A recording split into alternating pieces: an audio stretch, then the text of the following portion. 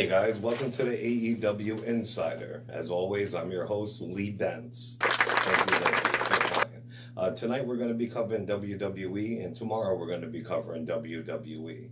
On the usual, this is your one-stop spot for all AEW information, news, gossip, what have you. But like I said, when there is other major pay-per-views or breaking news, we will venture into other areas, especially until AEW is up and running. All right, so definitely check out the AEW Insider on YouTube for our videos at least once a week, if not more. Also on our weekly podcast. It is on such sources as Anchor, Google Podcasts, Spotify, Breaker Radio, Radio Public, iTunes, and many more. Tonight, we're going to be doing NXT Takeover Phoenix. Tomorrow, we'll be covering the Royal Rumble. It's a big weekend for them. NXT Takeover tonight was amazing as always. Those guys always put on an awesome pay-per-view. There has not been one NXT Takeover pay-per-view that has been bad since they started them, and that's being legit. I would say it's going to be better than tomorrow's Rumble, like it usually is, but the Rumble hasn't happened yet, of course, and tomorrow should be good. But we'll touch on that a little bit more later. What was I going to say? Also, normally, if you do want to see all WWE, check out my brother from another mother, Two Tooth, on his shows. He does the Jabber Jabber Wrestling Universe. You can catch them on Facebook and Twitter and some of their older videos on YouTube. And definitely make sure you join our groups. We do the AEW Insider and the WFW Fan Group on Facebook, and you can also find us on Twitter. All right, now on to the NXT Takeover Phoenix. I will be reading, off my notes tonight because there's a lot to go over, and it just happened. So, it's too much to remember. I want to bring you the best news. All right, so we'll go to the pre-show first and the award show.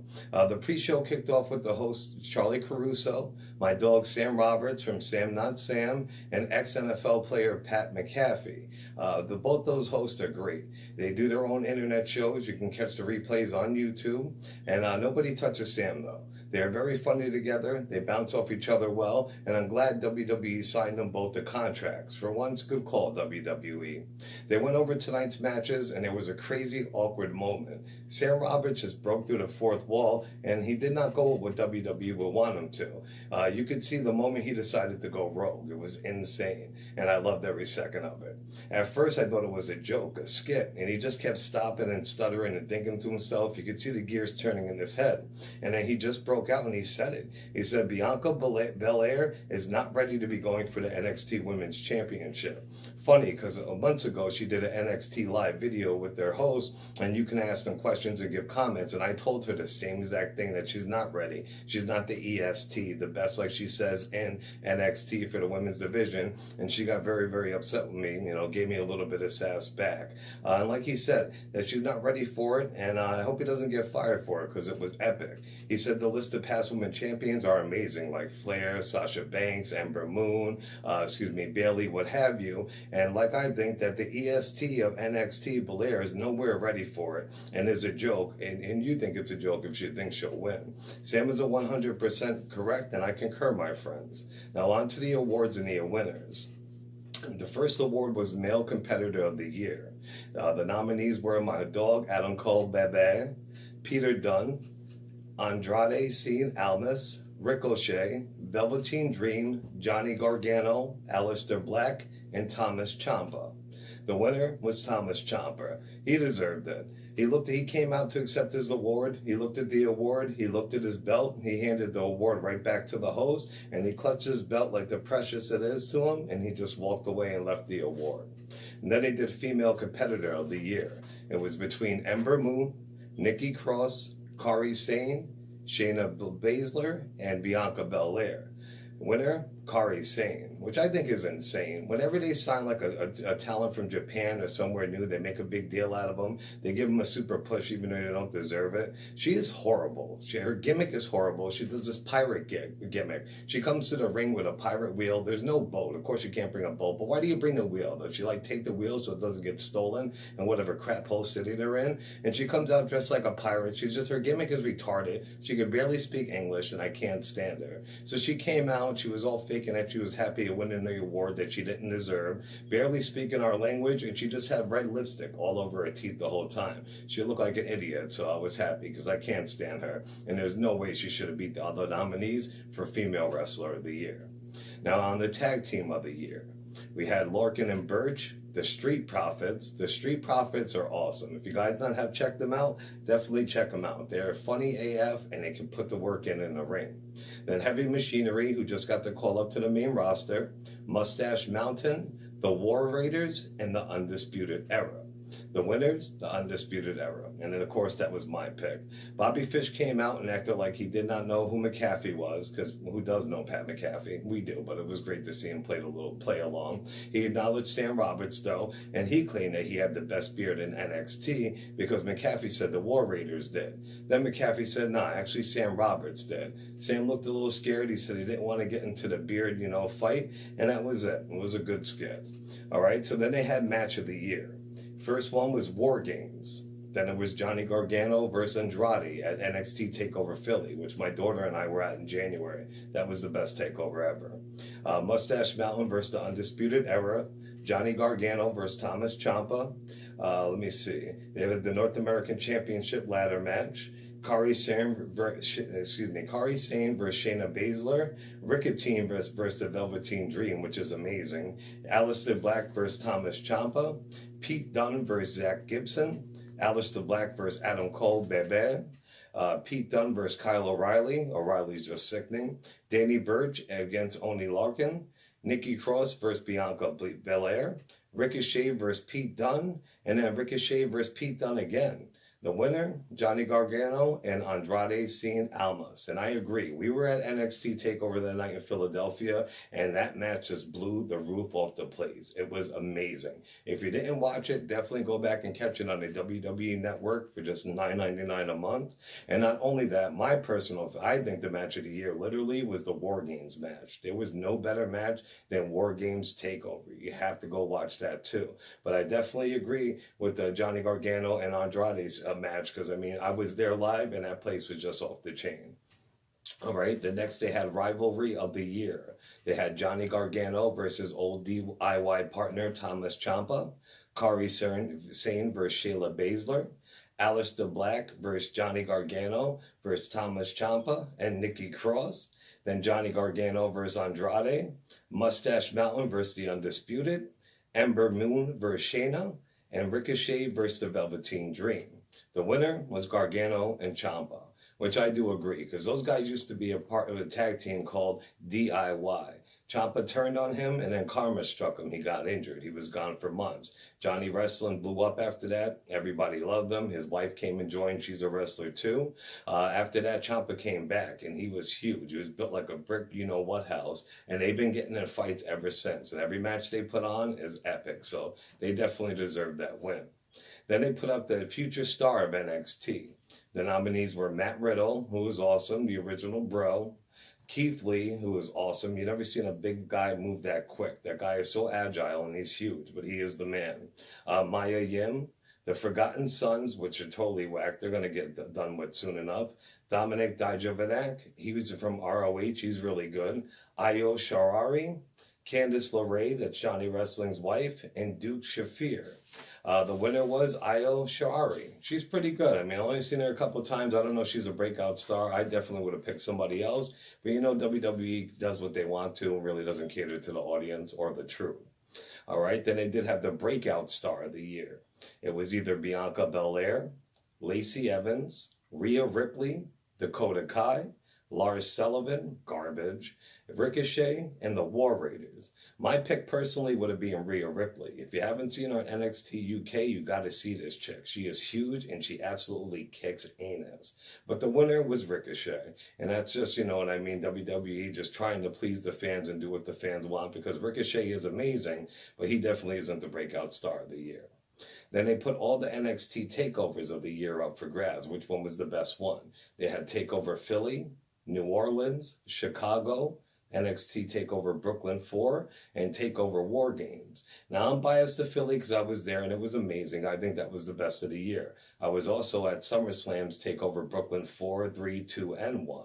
And it wasn't that great. And War Games is definitely a close second, but WWE picked New Orleans, which is just insane because to me, that was the crappiest out of all of them. All right, and then they had the NXT Superstar of the Year.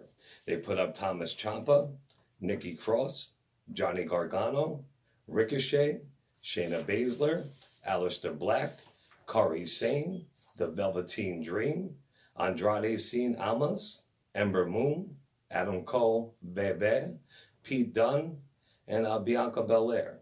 They picked actually Kairi Sane again. So, I mean, they're insane for picking Kairi Sane not even once but twice. She is horrible. She cannot talk on a mic. Her gimmick is trash, and she's not that great in the ring. Her finisher is something to see, that huge elbow off the top rope. But besides that, she brings nothing to the table. That's definitely not enough to win Female Wrestler of the Year, never mind Star of the Year. I mean, WWE is smoking crack, as always. Vince needs to go onto the XFL, retire, and let Hunter just take over. Because, I mean, he's running into the ground. He doesn't listen to the WWE Universe. This is ridiculous.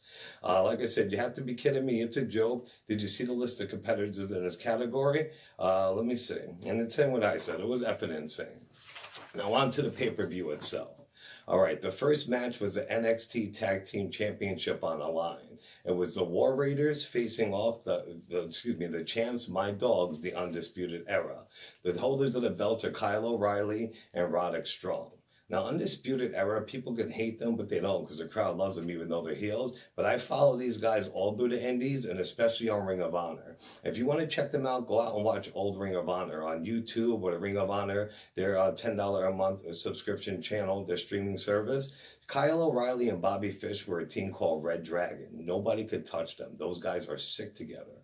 Roderick Strong was amazing by himself, and so was Adam Cole Bebe. He's an ex-member of the Bullet Club and all that. Those guys, they shouldn't have that much talent on one team, but they do. And come WrestleMania time, if not before, they're definitely going to get their call-ups because they deserve it. So the match started out with the old medieval time soldiers filling the stage. They had the armor on, the hats, the weapons, the helmets, what have you. There were big torches on the screen behind them. They were surrounded by smoke. The War Raiders came out and they were in helmets and a little bit of gear. They did look awesome. It was a great entrance, and they started chanting and doing their finger signs, war, and the crowd joined in. But usually on a pay-per-view, if they come out with an entrance like that, you know they're gonna win. Not all the time, but there's a 92% chance they're gonna take it. Anyway, Undisputed came out to their regular, you know what I mean, thing. The crowd went nuts for them. Kyle O'Reilly and Roderick Strong came, and Bobby Fish joined them on stage real quick, holding the Tag Team of the Year award, then he went out. Everybody loved Undisputed. I followed them for years, like I said, and they are the bomb. The crowd was screaming Undisputed for quite a while. The Undisputed kicked Anus from the door. They came in. They were very vicious and could control the match for a long time, making me think the War Raiders would come back and win. Undisputed kept making quick tags. They were kicking some butt, tag in, tag out, kick some butt, tag in, tag out. Then finally, the War Raiders had a chance to tag, but Undisputed stopped it and beat some more ass. God, I love them. They're awesome. After that, the War Raiders had a second win. There were so many back and forth spots and close pins, the crowd was going nuts. One of the best spots is when Roddy Strong gave a 300-pound War Raider a suplex off the top rope, and then Kyle O'Reilly followed it off with a flying knee and just nailed him. They got a close 3 count. The crowd went nutso again and was screaming, "This is awesome." A little while later, Undisputed hit Hanson of the War Raiders with their finisher called High Low, which they stole from a real-life tag team that used to be in ECW. They were brothers. They were called the Eliminators. When they used it, it was called Total Elimination. The move is awesome. One of the guys does a sweep. He sweeps the bottom of your legs, while the other guy kicks you across the chest, but they do it the opposite way. So you get caught in the middle, and you get totally annihilated. But the Undisputed calls it the high-low. So they hit the War Raiders with that, and they actually kicked out. And then, they tried to go for it again, and the War Raider ducked it. He did a flip off the rope. He came back, it was a springboard. He nailed both the Undisputed. Roddy, or one of them, rolled out of the ring. The other War Raider came back into the ring. He climbed to the top rope. He held him over his knee. They hit their finisher, and the new tag team champions was the War Raiders, which I knew what was coming. Because like I said, by WrestleMania, if not before, the Undisputed is going to get their call up to the main roster. So let those scrubs have those belts, because they're going for the big time goal. After that, they had Matt Riddle versus Cassius Ohno. Now, Matt Riddle is sick. He's been in UFC for like 6 years. The guy is awesome. WWE has wanted him up for a long time, but he loves smoking the ganja, and they have a very, very big drug policy, and he wouldn't give the ganja up. So I don't know what kind of deal they worked out with him, if he could still smoke. Maybe he smoked with spice, who knows? But Matt Riddle finally joined, and everybody was excited. The kid, if you look at him, doesn't look like much. He's lean, but he's super cut, but he just looks like a punk kid, but his moves are vicious, and so is he. So it was a good match. It was a little slower than I thought it would be, but I guess Riddle had to slow it down for a big old guy like Cassius Ohno, which is a shame, because about 10 years ago, Ohno could keep up with them. He was a lot thinner and a lot quicker back then. Still, it was a great match. Ohno dominated a lot of the match with power and sneaky heel tactics. I love Ohno as a heel. He does a great job at it. A great spot is when Ohno was on the apron outside the ropes. Riddle came from the inside, did a flip and tried suplexing him. Ohno held on. He took the ring apron, put it over Matt Riddle's face, and then he kicked him right in it. So, I mean, it was sick. Then another spot in the match, because Matt Riddle wrestles with no shoes on. Ohno made sure he stomped on his feet, almost broke his foot. Riddle dropped to the mat. Then he also stomped on his fingers. Then Riddle came back and had the upper hand, and Ohno was actually biting his bare feet. It was crazy. And after that, let me see. It was followed by a vicious suplex done holding on to just his head. Matt Riddle just grabbed him by his head and literally gave him a suplex and dumped him right on it. After that, he gave him a fury of elbow strikes, and he mounted Ohno with some of his old UFC moves. He kept punching him, hitting him with the elbows, and then Ohno tapped out. Riddle won like I knew he would for the third time against Ohno now. It's time for this rivalry to be over and Riddle to move on to bigger and better things, while Ohno can keep being the gatekeeper for NXT. The winner, Matt Riddle. All right, then they cut to Thomas Ciampa backstage doing a little workout, getting ready for his match. All of a sudden, they showed a big black SUV pull out. The door opens, and two fine, fine ladies stepped out. One had jet black hair, which is my personal favorite, and the other one was a brunette. They were gorgeous. After that, the Velveteen Dream, baby. He came out. And it's weird. The Velveteen Dream has had some of the best matches on every pay-per-view since last April, and he wasn't on the card tonight, but that's because everybody knows he's going to be in the Royal Rumble tomorrow, and if it goes good, he's actually going to place Lars Sullivan, like I said on my past show, and fight John Cena at WrestleMania. The Velveteen Dream is one of the best in the game right now. If you haven't checked him out, you have to check him out. He started out on NXT, and I couldn't stand, it wasn't NXT. He started out on Tough Enough, the show when you want to be a wrestler. I couldn't stand him, but since he joined NXT and he's got this gimmick, the guy is amazing. So he took one of the fine ladies each under his arms, and he just started making his way backstage. I don't know where he went. I'm pretty sure I didn't see him in the show again, but it didn't matter because we got to see the Velveteen Dream on Takeover. After that, it was Johnny Gargano versus Ricochet. Now, you know this one's going to blow the roof off the place. Gargano is amazing. Every match that he's in is almost a top 5-star match. It doesn't matter if it's against Andrade, if it's against Ciampa, he just brings it every time. Ricochet, I followed him during the Independent too. His moves are just sick, so everybody loves him because he's a high flyer, blah, blah, blah. I don't think he's that great in WWE, though. Gargano, like I said, is always amazing. He does the top match. Let me see. They also, both of them came out in new gear and new outfits. Johnny Gargano, a.k.a. Johnny Wrestling, his outfit was awesome. Ricochet came out and his outfit was awesome. I don't know if everybody knows, but the wrestlers actually have to pay for their own outfits. So it's got to get damn expensive paying for all those new outfits. But as long as you look the part, that's all that matters. And when you come to a pay-per-view, you better look awesome in some new gear.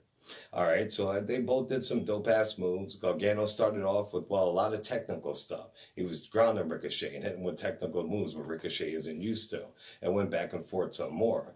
Johnny got knocked down, and Ricochet said, which Johnny are you? Which Johnny we getting tonight? Because Johnny Gargano was a fan favorite. He was Johnny Wrestling. Everybody loved him. And like I said, he brings it every match. The guy's amazing, but he loses every match. So it doesn't matter if you bring it every time, if you lose every time. Like, he's due for a win. But Ricochet asked him, what Johnny are they getting tonight? And Johnny snuck him. He gave him his answer. You're going to get the bad Johnny, not Johnny Wrestling. At one point, Ricochet dunked Gargano onto the outside apron on his side, then did a flip outside to him, then hit on the mat. It looked like it hurt like a mofo. When he hit his side, it looked like it hurt so bad. I don't even know how he continued the match. He probably broke his rib. And the biggest spot of the night, Ricochet was going to give him a fireman's carry off the top rope. Johnny reversed it and went for a hurricanrana, but Ricochet caught him and blocked it. Johnny undid the block. He did the hurricanrana to Ricochet off the top rope, and Ricochet landed on his feet. It was insane. That guy's always doing crazy, ridiculous flips and landing on his feet like a cat. Then Johnny almost tapped Ricochet out in the middle of the ring with his finishing move, but Ricochet got out of it. At one point, Ricochet put Johnny in his finisher. He got out of it also, thank God. Then on the outside, the ring floor was exposed, straight concrete on the ground. Johnny removed the mat. Johnny suplexed and dumped Ricochet right onto it. It was awesome. The crowd went nuts. Then Johnny hit him with a vicious DDT in the ring, and it looked like Ricochet broke his neck. He got the 1, 2, 3. Finally, my dog Johnny Wrestling won, and he got what he deserved. He is the new European champion, or international champion, I apologize, of NXT. So about time, Johnny Wrestling. It was another great match, not one of your top 5-star matches, but it didn't matter because you got the one that counts. You won it, and you brought the gold home. All right, after that was Shayna Baszler versus Bianca Belair. Belair came out with a dope outfit. Her gimmick is that she is super strong. She has a super long ponytail, and it's got this metal ball at the end, and she always whips an opponent with it. It's ridiculous. She calls herself the EST. I guess because she's Bianca Belair, just the B goes with the EST, so she's the EST, the best of the NXT. And she's undefeated at this point also. Let me see. She also had a dope EST symbol on her ponytail. Then next, the only 2-time NXT Women's Champion, I might add, Shayna Baszler came out. And she came out alone. Usually lately she's got her 2 cronies from UFC with her. Her BFF, Schaefer's and Duke. But she left them in the back. I was betting that later on in the match, of course, they would come out and they would interfere. Let me see. All right, so the match started. Bianca had the upper hand at first until Baszler got her shoulder and arm. Baszler used to from the UFC, so she'll work a body part to try to take you out. She took her outside and she worked it some more. She messed up her arm and her elbow so bad that literally Belair at the 8 count fell back down and she almost didn't make it back in before the 10 count. Then Baszler did this vicious move she's been doing since day one. She actually takes the opponent's arm, puts it to the mat like this with her elbows up in the air and holds it down with one foot, and then she stomps it with the other foot. I don't know how she gets away with it, but it looks like she literally breaks their arm. After that, Baszler had the upper hand of the match until all the talk smack was given. She was talking, smack to Belair, telling her she's not the EST of NXT, what have you. And then Belair hit her with her ponytail. It was ridiculous. She put a gash in her. The gash was big, so you know it's legit, and the sound was crazy. Belair hit her with a spear. She had the upper hand. Belair went for a finishing move, but Baszler reversed it. Belair went and knocked out the referee. Belair then hit Baszler with a finisher, and she literally could have got a 10 count, but she hit the ref, and the ref was out cold. So, of course, Shayna Baszler's UFC cronies came out from the back. Belair took them out, and the ref was back up. Belair went for a flipping finisher, off the top, and it wasn't a finisher, but she went from a flipping flip. You can try to say that 3 times fast. She tried to do a flip move off the top rope and missed, and Baszler put her in a knee lock. Belair escaped that. Belair put her in a rear chokehold. Belair held on for a long time. I should say Baszler put her in a chokehold. And then once that's in, it's pretty much over. But seriously, Belair held on for so long, it's not funny. Usually within seconds, chicks tap out. Belair kept getting up, going down, getting up, going down, getting up, going down. And finally, she just knocked out. So Baszler did keep her belt, but Sam Roberts and I were wrong. We were sitting there talking smack on the EST of NXT, Bianca Belair, but whoa, she made a name for herself tonight. To me, up until that point, that was the best match of the night, and I will never, ever, ever doubt the EST of NXT again. You did a hell of a job, Bianca. You're going to be huge. You're definitely going to be a star. The winner and still the 2 times women NXT champ, Shayna Baszler. And then next was the final match. It was Aleister Black versus Thomas Ciampa for the NXT World Championship. Aleister came out to his usual entrance. When he comes out, there's all smoke. He looks like he's in a coffin, and they'll lift him up, and he walks out on stage. Ciampa came out to his entrance. His entrance is really, really dope now. Personally, I like Ciampa's old entrance when he came out to no music, no nothing. But Vince hates when wrestlers do that. But like I said, his new one is good, and he's such a great heel. I love heels. What heels are, if you don't know, they're actually bad guys. Tanya was doing, when Ciampa got injured a while back. That's why they broke up. I mean, they broke up and then he got his karma. Him and Johnny wrestling, and he was injured. I don't know what he was doing at home. Like, literally, he was doing nothing but working out, eating his Wheaties, along with huge doses of steroids or something. Because he came back so jacked and so ripped, it's not even funny. And he's been kicking ass and taking names ever since. He's not slowed down one bit.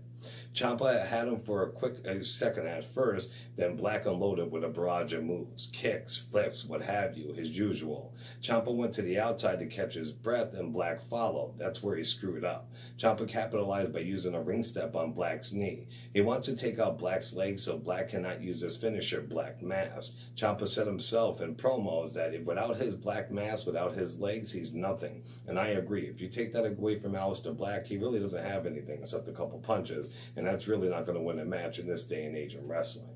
Then Ciampa got him back on the ring, got him back in the ring and kept working his leg and knee. Ciampa will do anything to keep his precious. That's the belt, aka he calls it Goldie, but he's just like Smeagol from Lord of the Rings with it. He'll do anything to keep his precious. Ciampa takes Black back out to the outside of the ring. He picked him up, dropped him in his knee right on the announcer's table. Then Ciampa hopped up on the announcer's table. He clapped for himself, and he was patting himself on the back. It reminded me of Barry Horowitz. It was awesome. And then Black hit him with a vicious kick. It looked like he took Ciampa's head off.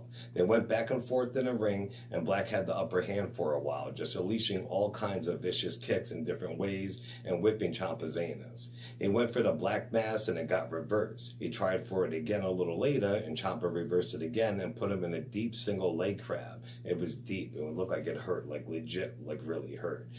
Black escaped and went to the top rope. Ciampa scouted it and hit him with the Tower of London right on his face on the outside of the ring apron. It was ridiculous. If you don't know what these moves are, Google them, you know what I mean, if it's worth it, because you should know if you're a true wrestling fan. Then he slipped down he put his face in he went to the top, he scouted it from the rope. It was sick. Then Ciampa tried to pick up Black by his face and do Black's finishing move. Black reversed it, and he kicked him, and he turned Ciampa inside out. Black got his back foot from the outside apron this time. He landed it. Ciampa rolled back into the ring. Black slipped on some water on the outside, and he was real pissed about it, because Ciampa took water after he hit his knee off the ring apron, went to spit it at him, but Ciampa kicked him in the face, so it went flying, came back to bite him in the butt a little bit later, because he got caught up by it. When he came back in the ring, Ciampa hit him with the finisher, the fairy tale ending. Nobody's kicked out of it, but Black, of course, kicked out. Ciampa went to the outside and exposed the concrete floor, just like his old partner, Johnny Wrestling, did in the last match, and he was smiling like a Cheshire cat. He brought Black out and he gave him a flying knee. Ciampa hit his head off the concrete, but Black also hit his knee on the concrete. So even though he took Ciampa out, he hurt himself at the same time. Black then grabbed him by his beard and went for the Black Mass. It's a vicious super kick right to the face. That's his finisher. Ciampa pulled the ref in front of him. He then caught him with a schoolboy. He flipped, Black up. Black's legs got caught into the ropes, and then he put his head and gave him a DDT off the ropes, just like Randy Orton would do.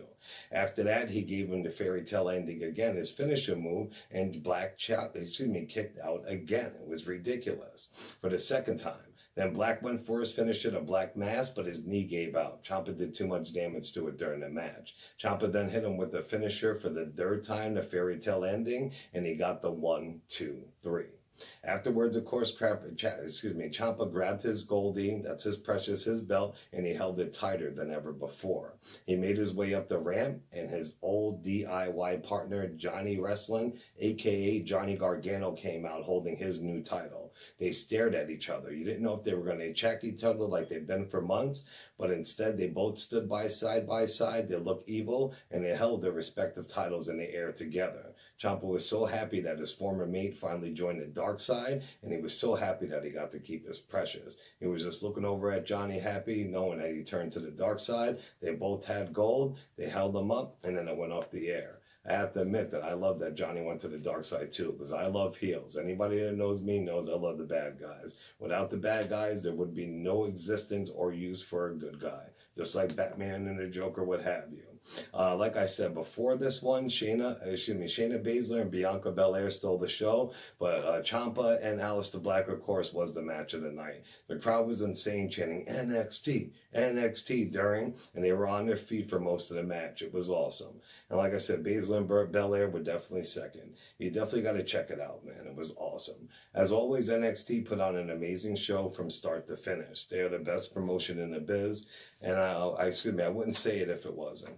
Like I said, I will be back tomorrow night with all the Royal Rumble, my predictions and the winners and all the special people who made comebacks, all the special appearances. The Royal Rumble isn't that great, but last year they added the Women's Royal Rumble, and that was the best of the whole show, and it's awesome. And then tomorrow night's the women and the men's is going to come back. There are a lot of people who are injured who are going to come back, and plus the new signings, surprise entrances. So just for the surprises and the pops, the Royal Rumble will be great.